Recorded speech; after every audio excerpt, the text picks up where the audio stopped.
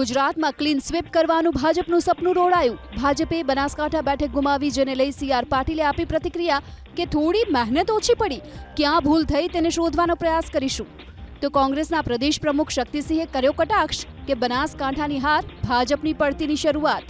કમનસીબે મારી કોઈ મહેનત ઓછી પડી હશે, મતદાતા ભાઈ બહેનોની અમારા મતે કોઈ નારાજગી હશે, જાણે અજાણે અમારાથી કોઈ ભૂલ થઈ હશે અને એના કારણે અમે એક સીટ ફક્ત 31,000 મત માટે ગુમાવી છે।